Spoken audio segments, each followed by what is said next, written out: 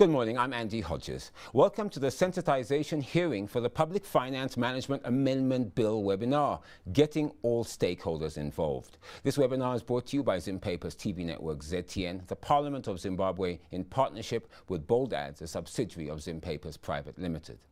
The Public Finance Amendment Bill seeks to align the Public Finance Management Act, or PFMA, to the Constitution, as well as strengthen parliamentary oversight over use of public funds to curb corruption. The purpose of this bill, according to the memorandum, is to amend the Public Finance Management Act, Chapter 22-19, so as to align it with the provisions of the Constitution of Zimbabwe, in particular, Chapter 17 of the Constitution on the principles of public finance management. Now, joining us this morning on the Sensitization hearing for the Public Finance Management Amendment Bill webinar, we are joined by Honourable Brian Dube, Chairperson of Zimbabwe Parliament's Public Accounts Committee, Honourable Tatenda Mavetera, Member of Zimbabwe Parliament's Budget, Finance and Economic Development Committee, and in studio we will be joined by Pepukai Chivore, its Budget Office, and Mr. Edwin Zvandasara. He is from Zimbabwe's Minister of Finance and Economic Development. He is actually the Acting Accountant General. Guests, welcome to the program this morning. Thank you. You're watching the Sensitization hearing for the Public Finance Management Amendment Bill webinar, Getting All Stakeholders Involved, brought to you by Zimpaper's TV network ZTN, the Parliament of Zimbabwe, in partnership with Bold Ads, a subsidiary of Zimpaper's Private Limited. Now, please remember, we want to hear from you, so please keep your questions and comments coming in via our platforms, whether it be Zimpaper's TV network platforms, Facebook page, or our Twitter handle at ZTN News, or, of course, visit the Parliament of Zimbabwe websites, and please make your views known on those sites. Now, public hearings to discuss the Public Finance Management Amendment Bill will be held from the 7th to the 11th of June 2021. Let me repeat that, from the 7th to the 11th of June 2021. Two teams composed of members from the Budget, Finance and Economic Development Committee and the Public Accounts Committee will be covering all of the 10 provinces in Zimbabwe.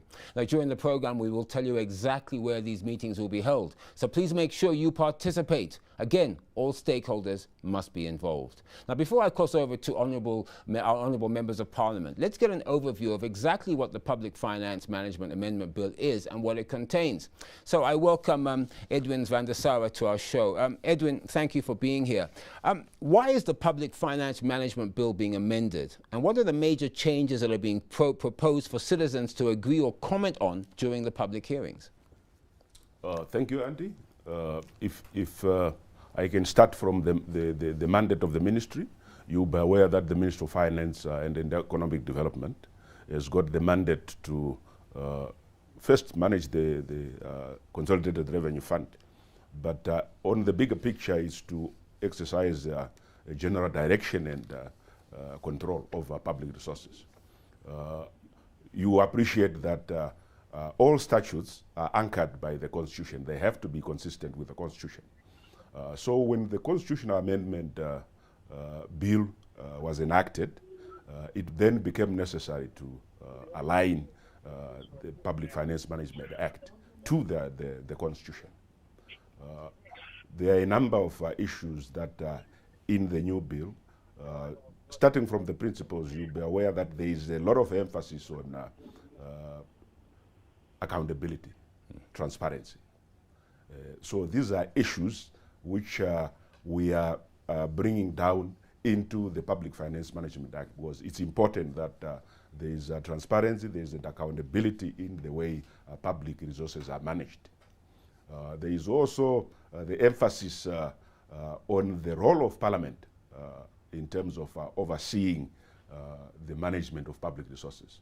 And there are specific provisions that are being drawn into the Public Finance Management Act so that it's very clear what the roles of different committees of Parliament are with respect to the management of public resources.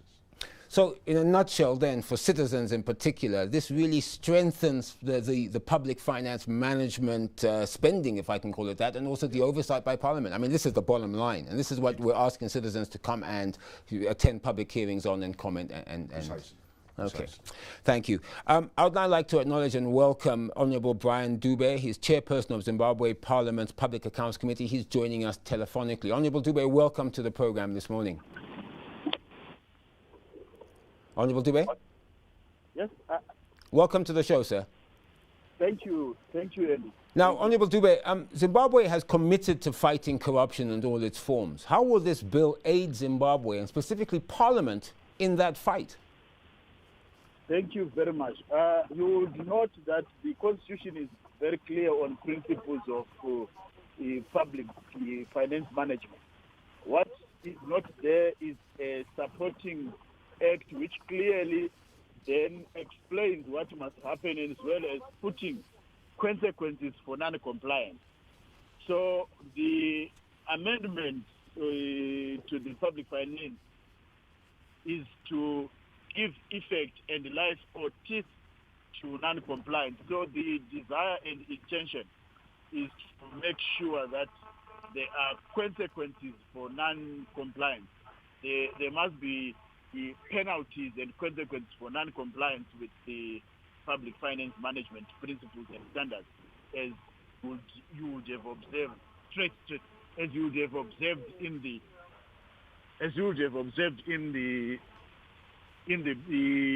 Auditor General's report and other reports, that there are a lot of recommendations that have been ignored. So the amendment will be coming with the consequences for non-compliance. What do we do to the people who then violate the Constitution and the laws relating to public finance management?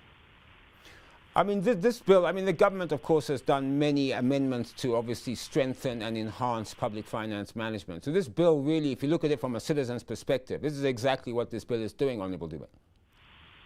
Yes, the bill is exactly trying to do that, to strengthen the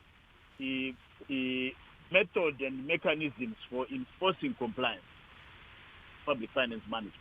Right, and as you said, make people accountable. I think Edwin in the studio here said accountable transparency. Those are key tenets of this amendment bill, are they? Yes, they are key tenets, because what we are doing is to align the laws with the Constitution, as it were, on accountability, transparency, openness, and everything else, and the responsiveness. The most also important part is responsiveness. Right, and I suppose that this amendment bill obviously will give your committee in particular more teeth to hold, whether it be the executive or various government departments, or even you know, what you call it, city councils and so forth, accountable for public spending. Is that correct? Yes, that's exactly the intention. The intention is to make sure that the arms of government are more strengthened in terms of how to approach and deal with the aspects of non-compliance with public finance. Right, now, I stated in my opening, Honourable Dube, that there will be 2 teams that will conduct public hearings from the 7th to the 11th of June 2021, and I'm sure members of your committee will be involved in those hearings. So maybe you could just briefly tell us where exactly they will be held and when. Honourable Dube? Okay, we appear to have lost Honourable Dube there. We'll try and get him back. Thank you for that. Remember, please, we would like to hear from you, so please keep your comments and questions coming in. Remember, getting all stakeholders involved. So you can be involved in this program by passing us through your comments and queries and questions, either via our website, Zimpapers TV Network, via our Facebook page, or our Twitter handle, ZTN News, or even on the Parliament of Zimbabwe sites that I'm sure you'll be able to access. It is now my pleasure to come back to the studio and to welcome this morning Pepekai Chivora. He's director in Zimbabwe's Parliament Budget Office. He is also an economist. Mr. Chivora, welcome to the program. Mr. Chivora, the Zimbabwean government has and continues to implement various public finance management oversight reforms. The bill comes at a time when stakeholders have been calling on the government to strengthen the PFMA by providing legal safeguards for the management of public finances. Every year, the Auditor General, as we all know, exposes gross mismanagement of public funds by ministries and government departments, as well as their failure to follow what is stipulated in the PFMA, resulting in the country losing millions of dollars. So will this amendment, you know, fill up that hole in particular? Yeah, thank you for that question, Andy. The state of public finance management in Zimbabwe, as reflected in the Auditor General reports, points to various issues characterized by non-submission of financial statements for audit, even incurring of expenditure outside the PFMS, and at times incurring of expenditure which is unauthorized, and also failure by other institutions to submit their accounts for audit. And with the coming in of this bill, it is trying to close all those loopholes, and as well as adopt international best practice guided by various reports, including the PEFA report by the World Bank, including the Open Budget Survey by the International Budget Partnership.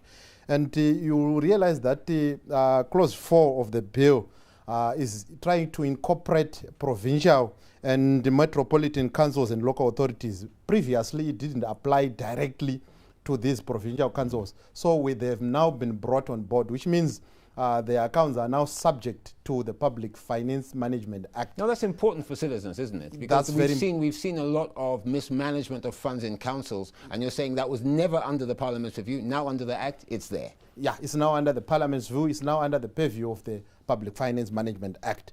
Then you also realize that there's Clause 10 and a new section that is Clause 12B, which is progressively defining assets as well as responsibilities of the accounting officers. Previously, it was not clearly defined, so we now have a clear responsibility of accounting officers. And you also have your Clause 5 that is now speaking to the roles and functions of the Budget, Finance and Economic Development Committee, as well as the Public Accounts Committee. But one interesting thing is there's a section, there's a Clause 12B that is on management of assets, and Clause 12C on surcharges that is trying to bring a personal liability to these issues, because the Auditor General has been raising these issues over the years, but there was no personal liability. Now there's a personal liability. If there's any deficiency or improper payment, then you are personally liable for that. So in a way, we are trying to address corruptive behavior. Then we also have Clause 27 that states the requirement for MDAs, ministries, departments and agencies to submit both audited and unaudited financial statements to Parliament, in addition to the requirements in sections 33 to 36 of the current Public Financial Management Act that require those MDAs to submit their financial statements to Parliament. They are also required now to submit audited and unaudited financial statements. In that way, it would try to encourage even those enterprises and those MDAs that have not been submitting their accounts for audit to do so. Because if you are required to submit both audited and unaudited, then it means you have to submit to the Auditor General. And you have to do them on time now. On time now. Then there's Clause 31 that is establishing audit committees. Those audit committees will also enhance the audit function within the ministry, so that we prevent those issues before they happen, rather than wait for the Auditor General to point those deficiencies in public finance. Let me just quick, before I cross over to Honourable Mavatera, I want to bring you in, Edwin. I mean, you're the acting accountant general. I mean, if this amendment bill is ratified by Parliament and passed, which hopefully it will be, this makes your job so much easier in terms of accountability and transparency, as you mentioned. It will certainly help. And if I can just add that there is a provision that is there that is now mandating the Auditor General to give instructions on what should be done. For now, it was just recommending. It's highlighting the findings and recommending what should be done. But now there is a provision there that will mandate the Auditor General to actually give direction on what should be done. So in future, we'll see all these reports that the Auditor General has done. I mean, she's done, I think, a fantastic job. Now there will be specific actions that can be taken against malfeasance in terms of public finance. It's my pleasure now to welcome, joining us on the program this morning, Honourable Tatenda Mavatera. She's a member of Zimbabwe Parliament's Budget, Finance and Economic Development Committee. Honourable Mavatera, welcome to the program. Thank you. How are you? I'm fine, thank you. Thank you so much for giving us. Zimbabwe? Thank you for giving us your valuable time. Honourable Mavatera, will the bill confer Parliament powers to oversee state revenues and expenditures as stipulated by Section 299 of the Constitution? If it does, how will it be different from what is currently happening, and how will it do so? And in your opinion, why is this so important? Okay, thank you very much. Indeed, I'll first answer the first part of your question, which says, will Parliament continue having its oversight role? Indeed, it will continue having its oversight role. You can see even in line with also Constitution Amendment number 2, there was also the provision to make sure that it enhances and also consolidates the power that Parliament has in enhancing our oversight role. So indeed, when we look at this, you look at even Section 299 of the Constitution, which also gives the oversight role to Parliament. And when I look at this, if you look at the PFMA now, the amendment, we are looking at Clause 5A, and also which talks of Parliament monitoring revenues and also expenditures. And then it also looks at even 5B, which give responsibilities to the Budget Committee, and also even on Clause 5C, which also gives PAC the responsibilities that it has to do in terms of expenditures that they have to be concurring. However, we need also to look at this to say, when all this, when we look at Section 5 especially, you would see that it enhances, it also clearly defines what has to be done. And again, we need to also understand that we had also provisions that were there, but they were not constitutional. So the real deal is for us to be having a legal provision, which then gives an oversight role, which is more enforceable. Because when we do not have a law that abides to the Constitution, then it becomes a problem. The law being the supreme law of the nation, we also need to be having an act of Parliament that will make it to become enforceable, so that at least we can then speak the Constitution legally. So when I look at this provision, I'm saying that we are given them the mandate through even the Parliament, the parliamentary portfolio committees, and also we have to also look at even what the Speaker is supposed to be doing.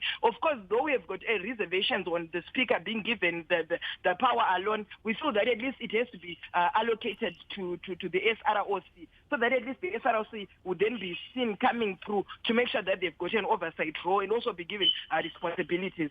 We also have Clause 27 within the PSMA, which also talks of unaudited and financial statements also coming to Parliament. So what it then does is that it also then brings, it also consolidates the powers that Parliament has. We also need to be looking forward to say that these consolidated annual financial statements and audited consolidated annual financial statements would then be coming to Parliament, and then they need to be approved. What it then does is that this also enhances what the PFMA is supposed to be doing, whereby we also need to be having the auditor also coming in, also with unaudited and also audited reports coming through to Parliament. And also, like I said before, that when I look at this, we are saying that we need to enforce any constitutional provision that will be there. So when we look at this overally, I'm saying this PFMA, what it then does is that it is making it legal, it is making an act so that at least it can be enforceable.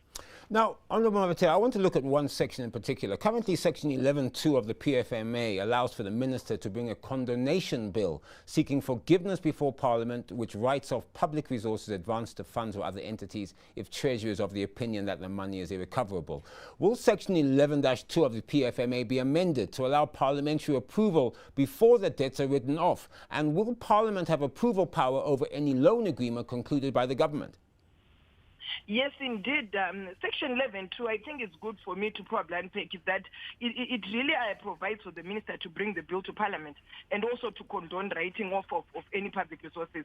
Indeed, this is very much in order, but we also need to understand that when we look at this provision, it is in line with Section 300, Section 3 of the Constitution. We will still have the power as Parliament so that at least we can approve loan agreements and also constitutional according to Constitutional Amendment number 2, whereby we are supposed to it was amended to make sure that at least it will come in and also be able to make sure that Parliament will be able to approve. And also it was also said within the Constitutional Amendment number 2 that whenever any agreement has to be concluded or executed by the President, the Parliament will have the oversight role. It will have to be coming through so that at least this can be approved. However, on this section, I'm saying yes, indeed, we still have the power as Parliament to make sure that at least we approve any loan agreement in line with what Constitutional Amendment number 2 did. So indeed, we still have the power for us to be able to do this. But however, when we look at this, we are saying that whenever there is any provision, when we look at this, when we had when we had a brief as Parliament, we then came up to say, I think what then needs to be enhanced is the ability that when you look at Parliament, Parliament then has to be coming through so that at least whenever there is any debts that need to be written off, they need to be coming through to Parliament. So when we look at this, we are saying, yes, there is that provision that we can still approve, but we feel that there is more that needs to be done so that at least we make sure that whenever there is any irrecoverable debt, it needs to be coming through to Parliament, and then Parliament approves so that at least this can then be enhanced. Right. Now, Honourable Mavatera, I think Pepper Kaichivora here in studio and you have highlighted some specific clauses. Briefly, are there any other clauses you'd like to bring to the attention of Zimbabwean citizens for them to debate at the public hearings between the 7th and 11th of June? Okay, thank you. There is clause 18. Whereby we have got the president being able to authorize after the dissolution of Parliament, he has to authorize the issuance of money, especially on the CRIF, on the Consolidated Revenue Fund. For us, I feel that there is need also for us to make sure that at least whenever there is that expenditure, it needs to make sure that at least the Auditor General will have to be coming through and make sure that all audits will be done for those 3 months that the President will be having the autonomy to make sure that at least all the monies that are spent will actually be done by the President. So we are saying on those 3 months, I think there is need for the Auditor General then to be coming through and making sure that at least money that would have been spent that time will actually have to be done properly. Of course, we understand and appreciate that already there is already that provision, but we see that there is need for the Auditor General to actually do their work very well, so that at least that is done well. There is also the provision of Clause 12, which sensitizes Section 303 of the regulation of the CRIF appropriation and expenditure control. What it does is that it ensures transparency, openness, having proper accountability arrangements, and also it promotes effective handling of funds. And also I feel that there's also Clause 27, which states a requirement to submit both audited and unaudited financial statements. This is very, very important. This enhances transparency and also accountability. And also we have got Clause 7, which spells out and enhances the specific duties of the Finance Minister. I think this is important. We have had a lot of challenges of the budget calendar not being so specific and also not being precise. So there is need for us to be adhering to the budget calendar so that at least even as Parliament, we can then be able to plan. And also we feel that even the Minister himself will also be able to plan appropriately if ever there is that calendar that needs to be adhered to. There is also Section Clause 5, which also then comes up with the principle, which is a new part of Section 2A in the Principal Act, which will provide for parliamentary oversight, especially of state revenues and expenditure. I think this is also important so that at least we'll know the responsibilities that Parliament has, especially in terms of making sure that they have an oversight role. And also lastly, I think also there's also need of us looking at Clause 29, which also restates Section 309 of the Constitution and also give the Auditor General a broader audit mandate to audit value for money, efficiency, and also effectiveness. However, I think we also then realize that there's also need for us to be looking at the auditor, and especially the internal auditor. There's need for it to be independent. It needs to come in to be independent, and the moment that it becomes independent, this will also help so that at least there is no victimization when internal audits does its work well. So there's need for us to look at Clause 29 effectively. Thank you, Honourable Mavatera. I think later on I will be telling you all exactly where the public hearings will be held. I know it's quite a long list, but I deliberately will do it later. Honourable Mavatera, a member of Zimbabwe Parliament's Budget, Finance, Economic Development Committee, thank you very much for appearing on the show this morning. You're watching the sensitization hearing for the Public Finance Management Amendment Bill, getting stakeholders involved, brought to you by Zim Papers TV Network, ZTN, the Parliament of Zimbabwe, in partnership with Bold Ads, a subsidiary of Zim Papers Private Limited. Now, please remember, we want to hear from you, so please get involved and keep your questions and comments coming in via our various platforms, ZTN at Zim Papers TV Network on Facebook, at Twitter at ZTN News, and of course, Parliament of Zimbabwe social media sites and any access you have to Parliament of Zimbabwe. So please, they want to hear from you. Let me come back to the studio. Edwin, it's interesting that Honourable Mavatera said something there which I think relates directly to your ministry, and that is that the amendment bill has now specifically stated what the duties of the finance minister are when the budget should be done and so forth. Maybe you could just briefly explain how it does that. Well, basically it's a mandate that's flowing from the Constitution, like I said, and what is going to happen is there will be a specific timetable that is issued, which guides the processes that are involved in the formulation of the budgets, the consultation process, right up to the approval by Parliament. Okay, so it's a specific timetable. That wasn't there before, of course. No. Okay, so now that really does put the minister on the yes. timetable, so to speak, in terms of fulfilling his obligations. Pepekai Chivo, let me come to you. You're director in Zimbabwe's Parliament Budget Office. Will the Public Finance Management Amendment Bill, in your opinion, enhance transparency and accountability? And why is this actually important? Yeah, to a great extent, it will enhance transparency and accountability. Why it is important? This is the people's money, because it's public monies. So the people have to know what's happening. They have to be involved because it's their money. Government manages these resources on behalf of the citizens. So it's very important for the citizens to have a say in the affairs of government. And transparency and accountability is being enhanced in so many ways. Firstly, like what Mr. Shandasara has said, we are bringing in a budget calendar so people will know when to get involved and what to do at what particular point in time, when to expect which report. So they will be involved. Then secondly, I have spoken about clause 12C on surcharges, that is bringing in a personal liability. That is trying to enhance accountability. I've also spoken about clause 12, that is restating what is in Section 303 of the Constitution on consolidated revenue fund appropriations as well as expenditure control. Again, that is bringing in an element of transparency and accountability. Then you also have your clause 24 on financial reporting framework. That is saying that cash accounting will be used for voted funds, while accrual accounting will be used for statutory funds, statutory bodies, provincial and metropolitan councils, as well as local authorities. Again, that's bringing in an element of transparency in the accountability. Before I conclude, I also want to restate what clause 29 says, which restates section 309 of the Constitution, which gives the Auditor General a broader an audit mandate, which means the Auditor General is now a broader audit mandate to audit value for money, efficiency, effectiveness, and economic use of resources. Again, that's bringing in an element of transparency and accountability. And we are trying now to align the need for transparency and accountability that is contained in Section 298 of the Constitution to try to statutize it now, to bring it to life through the Public Finance Management Act amendment. Just a point of correction, please, all your comments and views go directly to Parliament. You have your members of Parliament, you have the Parliamentary Budget Office, and also parliamentary website. So your views and comments are most welcome, particularly as it reverts to the Public Accounting Amendment Act. The Parliament does want to hear from you. This is why we are here. We want to get citizens involved. Mr. Chivo, a final question.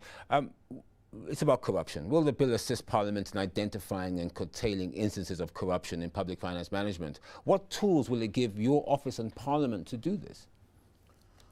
Thank you for that question. Like any other bill, this bill is also trying to enhance the fight against corruption. And you realize that the role of Parliament that is clearly stated in Section 299 of the Constitution is now restated in the Public Finance Management Act, that's clause 5. So you also realize that the Public Finance Management Act has an elevated status over other acts that deal with public finance management. If you check Section 4, subsection 3 of the PFMA, it says in the event of any consistency with any other act, then the PFMA will prevail. So once something is now statutized in the PFMA, you realize that elevated status in terms of the power now to fight corruption.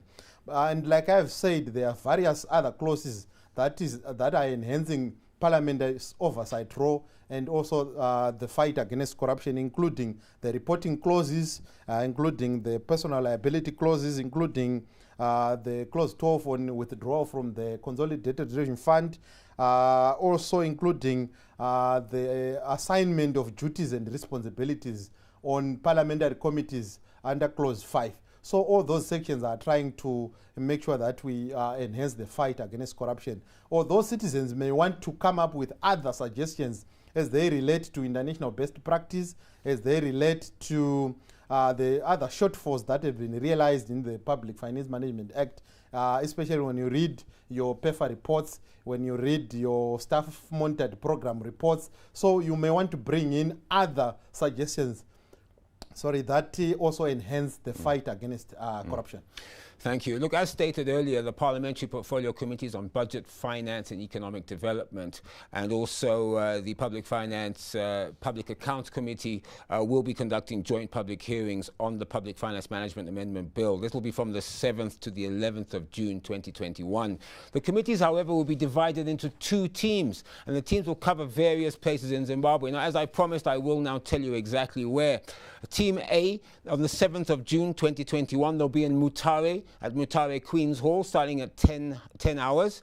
8th of June 2021, Marondera in Dombotombo in Buyanehanda Hall at 10:30 hours. 9th of June 2021, Harare Ambassador Hotel, that's 10 hours. 10th of June 2021 in Chinoi, Cook's Hall, that's starting at 10 hours. And 11th of June 2021 in Bindura, that's Hala Hotel, at 10 hours. So that will be Team A. Now Team B, 7th of June 2021, we Mashvingo Civic Center, starting at 10 hours. 8th of June 2021, Gwanda Hotel, that's at 10:30 hours. 9th of June 2021, Lupane, the Lupane Local Board Community Hall, starting at 10:30 hours. And 10th of June 2021, Bulawayo Selborne Hotel, starting at 10 hours. And finally, 11th of June 2021 in Gweru at Mutapa Hall at 10 hours. Now, all of these times and venues are available on the Parliament of Zimbabwe website, so please make sure we hear your voice at those meetings. The public hearings at all times will, of course, comply with the Ministry of Health and Child Care COVID-19 regulations regarding the observing of social distancing, sanitation, temperature screening, and wearing of facial masks. So again, make sure you are there. You are an important stakeholder. So as I've always said, please get involved. Now, we have come to the end of this sensitization hearing for the Public Finance Management Amendment Bill this morning, brought to you by Zim Papers TV network ZTN,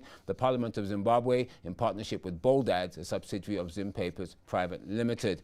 I'd like to thank our guest this morning, Honourable Brian Dube, Chairperson of Zimbabwe Parliament's Public Accounts Committee, Honourable Tatenda Mavetera, Member of Zimbabwe Parliament's Budget, Finance and Economic Development Committee, and my guest in studio, Mr. Pepukai Chivore. He's Director in Zimbabwe Parliament's Budget Office, and Mr. Edwin Zvandasara. He's from Zimbabwe's Ministry of Finance and Economic Development. In fact, he is the Acting Accountant General. Gentlemen, thank you so much for appearing on the program. Thank you. Thank you. I will repeat, get involved. Attend the public hearings in your province, which run from the 7th to the 11th of June 2021. Parliament and the country wants to hear your voice. I'm Andy Hodges. That's all for me this morning. Goodbye, and please, you all be safe.